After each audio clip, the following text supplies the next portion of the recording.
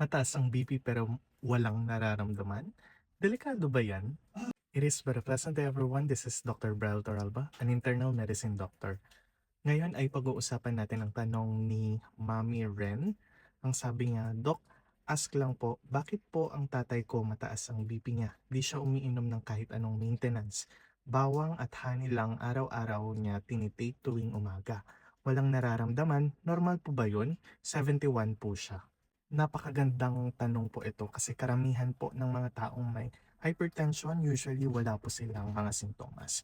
Kaya ang sagot po dyan ay sa totoo lang po, oo, maraming mga taong walang mga nararamdaman kahit mataas po ang blood pressure.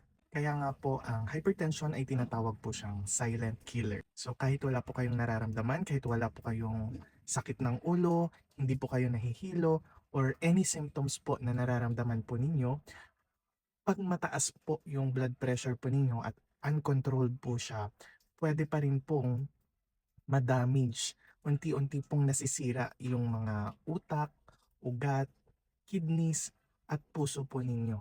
Ganun po mga end organ damage kumbaga. Tungkol naman doon sa bawang at honey na pwedeng gamitin pampababa ng blood pressure or nakakatulong ba ito sa blood pressure? Sa mga nabasa ko po, wala pa po akong nakitang evidence po na nakakapagpababa po talaga ng presyon or mataas na BP ang bawang at honey. Pero hindi ibig pong sabihin nito na bawal na pong kumain ng bawang at saka honey sa mga taong mataas ang BP or hypertensive. Although itong dalawang to hindi po natin pwedeng gamitin as alternative or substitute po ng maintenance medications para sa high blood or mga antihypertensive medications po ninyo na prescribe ng doktor. Ang advice ko po sa inyo ma'am or sir, para kay lolo niyo po, regular po kayong mag-monitor ng BP po ninyo. Kung kaya niyo pong itala, isulat or i-record po sa small notebook, better po para makita po ninyo yung trends. Pangalawa po is magpakonsulta po kayo sa doktor po ninyo.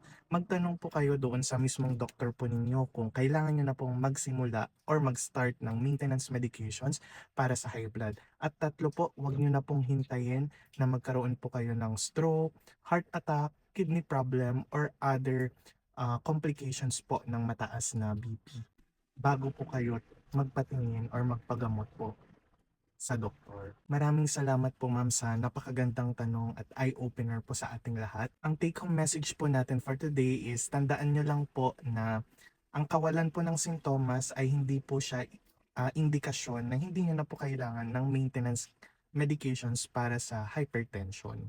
Kung nagustuhan nyo po yung video po na to, please don't forget to like and subscribe to our TikTok and YouTube channel. Kung may mga ibang katanungan pa po kayo, i-comment nyo lang po down below.